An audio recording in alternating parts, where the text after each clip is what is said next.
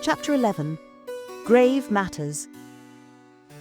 A chill autumn breeze rustled through the graveyard of Lesser Mudbury's St. Bartholomew's Church.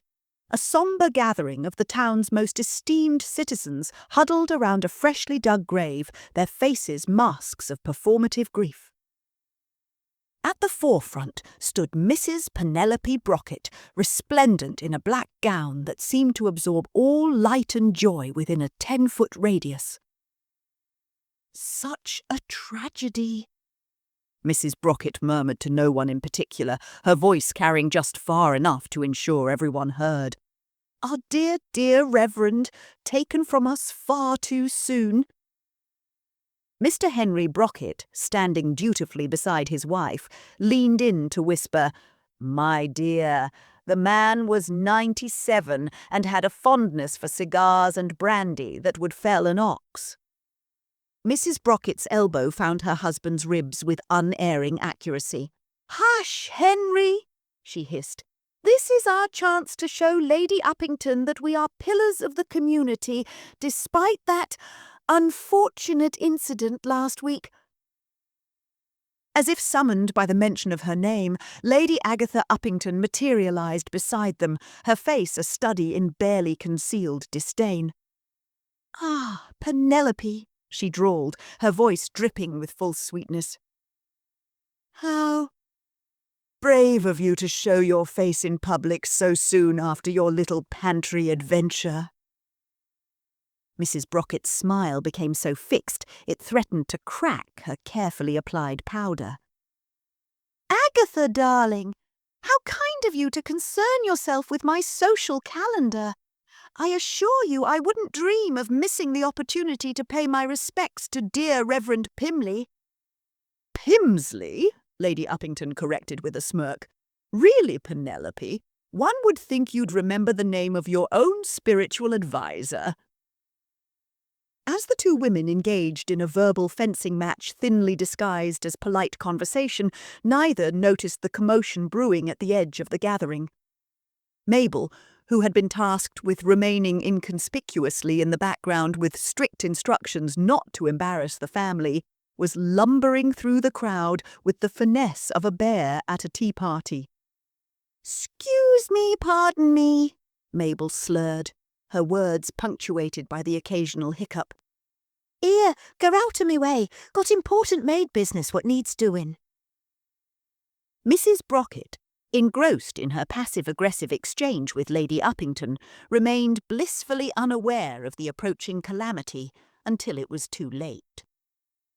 "Oi, Mrs. B!" Mabel's voice cut through the murmur of the crowd like a foghorn through mist. "You gone and forgot to give old Rev his parting gift?" The assembled mourners turned as one, their expressions a mix of shock and morbid fascination. Mrs. Brockett, her face draining of colour faster than water from a punctured balloon, slowly pivoted to face her inebriated maid. "Mabel," she hissed, her voice low and dangerous, "do get out of here, and I've told you, sober up, or you can expect to find yourself joining the workhouse's finest collection of social rejects. Anyway, what in heaven's name are you talking about?" Mabel grinned, swaying slightly as she held aloft a bottle of what appeared to be the Brocketts' finest brandy. "Well, seeing as how the Rev was so fond of a nip or two, figured he'd like one for the road, as it were." A collective gasp rippled through the crowd. Lady Uppington's eyebrows ascended to heights that would have impressed an acrobat. Mrs. Brockett, her carefully constructed facade of propriety crumbling faster than a sandcastle in a tsunami, lunged for the bottle. "Give me that, you addle-pated sow!" What followed was a scene that would be seared into the collective memory of Lesser Mudbury for generations to come. Mrs. Brockett and Mabel engaged in an undignified tug-of-war over the brandy bottle, their struggle taking them perilously close to the open grave. "Let go, you wine-soaked menace!" Mrs. Brockett shrieked, her composure long since abandoned. "But Mrs. B!" Mabel protested, her grip on the bottle surprisingly strong for one so pickled. He would have wanted it, he would. Always liked a drop of the good stuff, didn't he? Their scuffle reached its inevitable conclusion, as both women lost their footing on the loose earth at the grave's edge. With a shriek that sent nearby birds scattering in panic, Mrs. Brocket toppled backwards into the open grave, dragging Mabel with her. The assembled mourners watched in horror as the two women disappeared from view, accompanied by the sound of splintering wood and a muffled "Oh, bugger" from Mabel. For a moment, silence reigned over the graveyard, broken only by the distant cawing of a crow that seemed to be laughing at the spectacle. Then a voice floated up from the depths of the grave, its tone a mixture of fury and mortification that could only belong to Mrs. Penelope Brocket. "Mabel, you imbecilic harpy, get your elbow out of my ribs this instant." "Sorry, ma'am," came the slurred reply. "Ain't easy to move in here with the Rev squished in with us." Another collective gasp swept through the crowd. Mr. Brocket, roused from his usual state of detached amusement, hurried to the edge of the grave and peered down. "We wouldn't be in this state if you hadn't been at the brandy," Mrs. Brocket hissed. "Well," Mabel shot back, her voice taking on an edge despite its slur, "if you hadn't worked me fingers to the bone these years with your endless demanding and your Mabel, you've missed a spot. And your Mabel, that ain't how we polish silver in proper society. Maybe I wouldn't need a little something to take the edge off. Now, would I?" The sight that greeted Mr. Brocket was one that would forever serve as a delightful reminder of why he generally preferred the company of his books to that of the living. His wife and maid were tangled in an undignified heap atop the now open casket of the late Reverend Pimsley. The Reverend himself, disturbed from his eternal rest, appeared to be wearing a look of mild surprise, as if he couldn't quite believe the company he was keeping. "Good Lord," Mr. Brocket muttered, for once at a loss for a dry quip. Lady Uppington, recovering her powers of speech, turned to address the stunned gathering. "Well," she announced, her voice ringing with barely suppressed glee, "I believe we can safely say that Penelope Brocket has finally achieved her lifelong ambition of being at the very bottom of polite society." As laughter rippled through the crowd, punctuated by Mrs. Brocket's increasingly creative threats emanating from the grave, one thing became abundantly clear. The funeral of Reverend Pimsley would go down in Lesser Mudbury history as an affair to remember, though perhaps not for the reasons anyone had anticipated.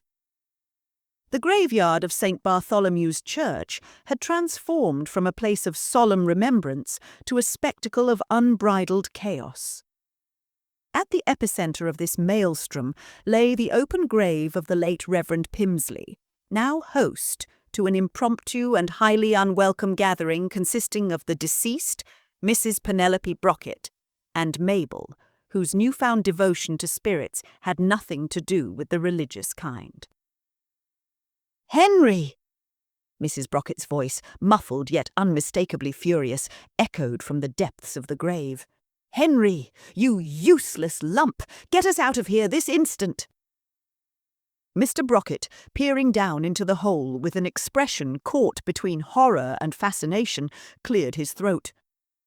"My dear, I'm not entirely sure how to proceed. Perhaps if you were to, extricate yourself from the good Reverend?" A strangled shriek of rage was her only reply. Meanwhile, the gathered mourners had abandoned all pretense of grief, forming a ring around the grave and peering down with undisguised glee. Lady Uppington, her eyes gleaming with malicious delight, had positioned herself at the forefront, acting as a self-appointed commentator for the unfolding debacle. "Oh, do look!"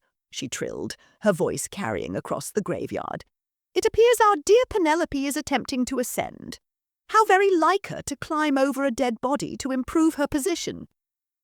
The resulting peal of laughter from the crowd was cut short by a resounding thwack and a yelp of pain from Mabel. "Oi, Mrs. B!" Mabel's slurred voice floated up. "No need to get violent. It's not my fault the Rev decided to join our little party." "Join the party?"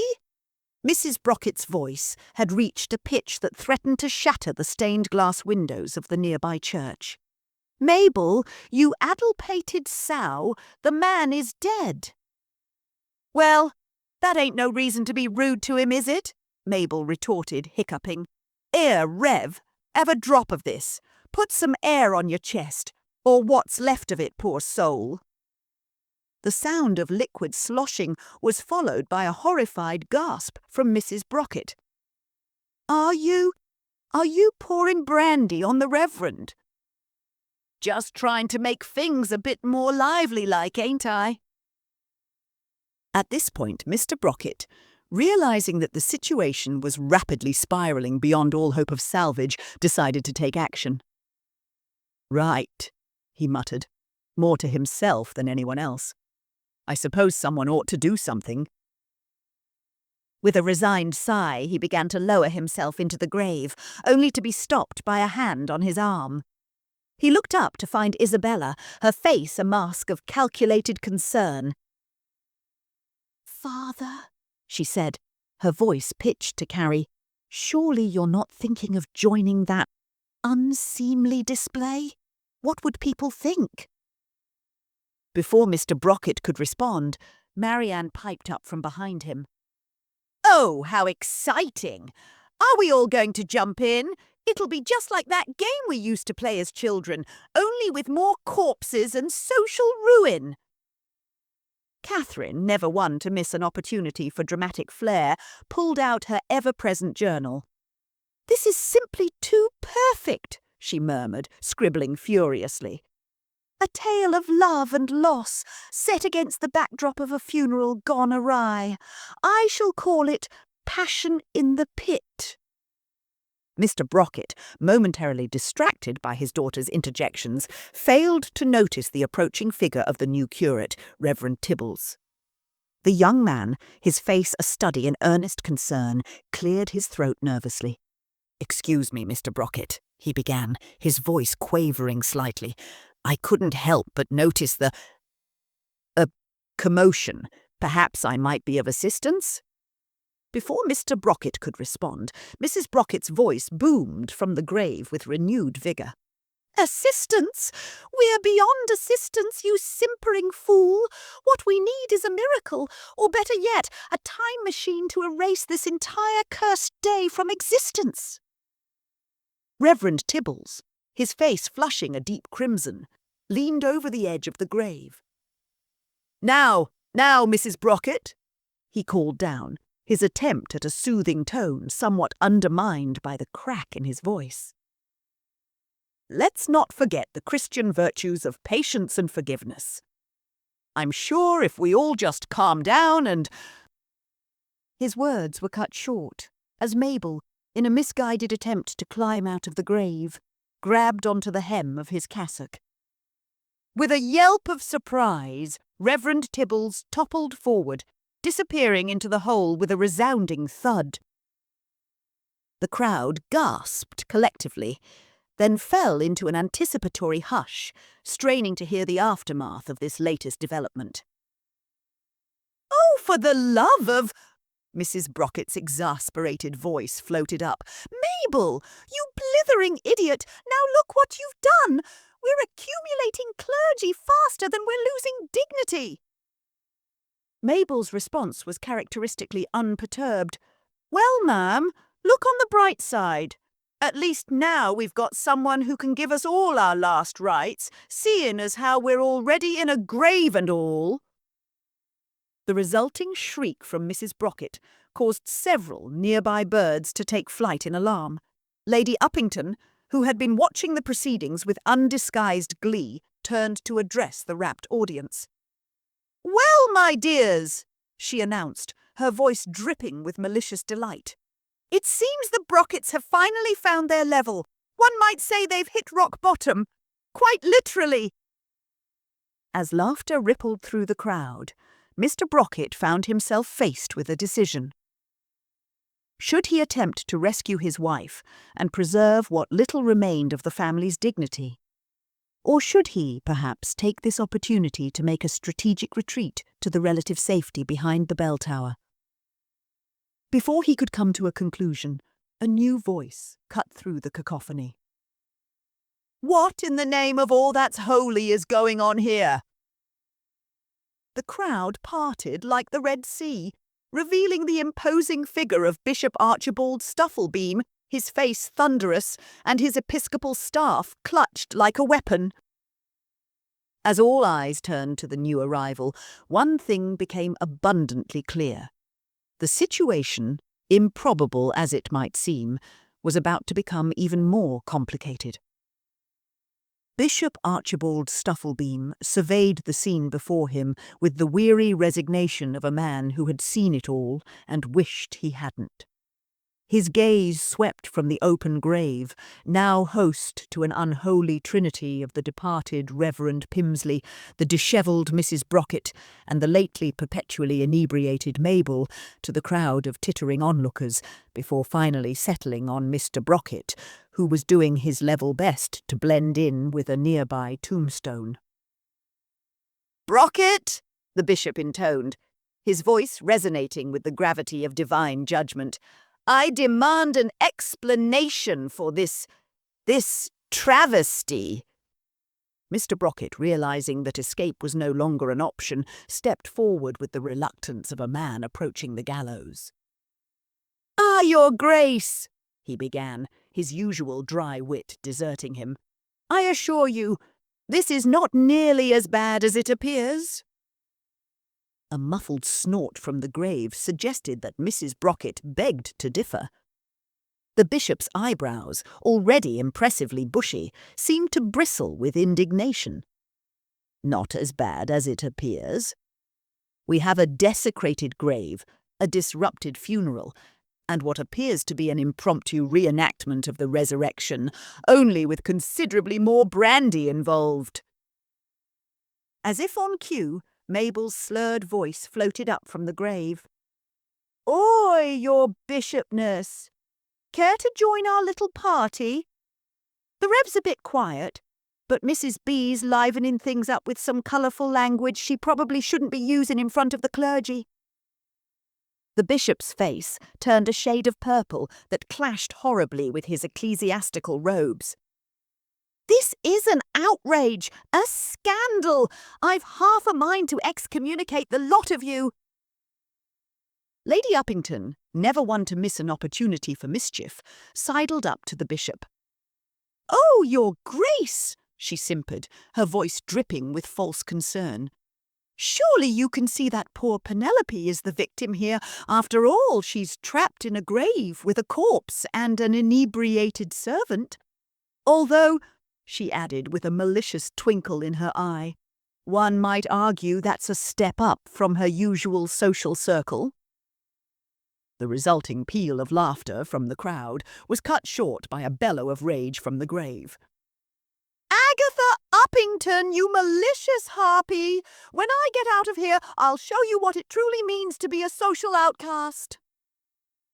The bishop, looking increasingly like a man regretting every life choice that had led him to this moment, raised his hands for silence. "Enough! This farce has gone on long enough. Mr. Brocket, I insist you extract your wife and associates from that grave immediately."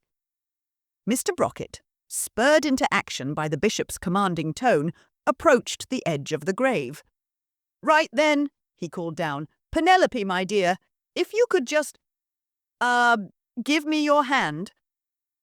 What followed was a series of undignified grunts, yelps, and creative expletives as Mr. Brocket attempted to haul his wife from the depths. The assembled crowd watched with bated breath, as if witnessing a particularly bizarre magic trick. Finally, with a sound not unlike a cork being pulled from a very reluctant bottle, Mrs. Brocket emerged from the grave. Her once immaculate black gown was now a patchwork of dirt, grass stains, and what appeared to be the inevitable consequences of an intimate tussle with a decidedly past fresh corpse. Her hair, usually coiffed to within an inch of its life, resembled nothing so much as a bird's nest after a particularly violent storm. As Mrs. Brockett straightened up, attempting to salvage what little dignity remained to her, a collective gasp rippled through the crowd. For there, clutched in her hand like a macabre trophy, was the arm of Reverend Pimsley's suit jacket, with the Reverend's arm still in it. For a moment, silence reigned supreme. Then, as if a spell had been broken, chaos erupted. Lady Uppington swooned dramatically, though not before ensuring she had an unobstructed view of the proceedings. The new curate, Reverend Tibbles, still trapped in the grave, began reciting what sounded suspiciously like the last rites. Catherine whipped out her journal, muttering something about plot twists and posthumous passion.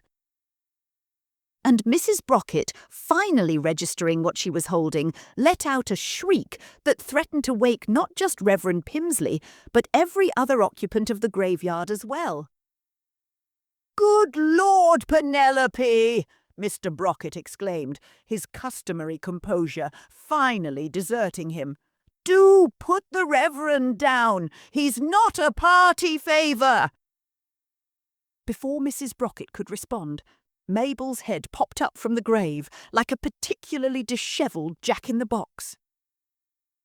"Blimey, Mrs. B!" she slurred, grinning despite the circumstances. "Never thought you had it in you. Talk about getting antsy with the clergy." The bishop, his face now cycling through shades that would make a sunset jealous, opened his mouth to deliver what promised to be a blistering tirade. But before he could utter a word, a new voice cut through the pandemonium. "What's all this, then?"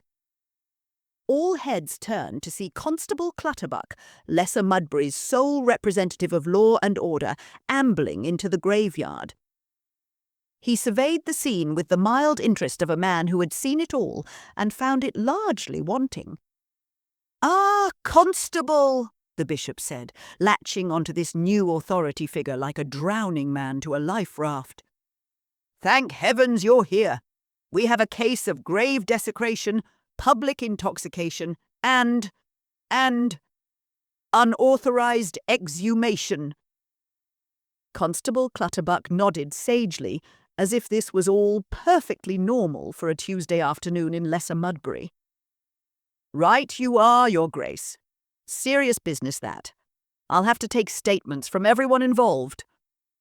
He turned to address the crowd. "That'll be all of you, I'm afraid. If you could just form an orderly queue by the lich gate, we'll have this sorted in no time." As the realization dawned that they were all now potential witnesses in a police investigation, the crowd's mood shifted from gleeful schadenfreude to panicked self-preservation. Within moments, the graveyard had emptied, leaving behind only the Brockets, Mabel, the bishop, and a very confused Reverend Tibbles, still trying to extricate himself from the grave. Mrs. Brockett, still clutching the Reverend's detached sleeve, turned to her husband. Her face, streaked with dirt, and what might have been tears of fury, was a mask of cold rage. "Henry," she hissed, her voice promising retribution of biblical proportions, "when this is over, you and I are going to have a very long conversation about the meaning of for better or for worse." As Mr. Brockett gulped audibly, resigning himself to a fate worse than any the law could devise, one thing became abundantly clear. The funeral of Reverend Pimsley would go down in Lesser Mudbury history as an event that redefined the very concept of laying to rest. And somewhere, in the great cosmic ledger of social disasters, a note was made. Lesser Mudbury, still standing. Mrs. Penelope Brockett's reputation, deceased with no hope of resurrection.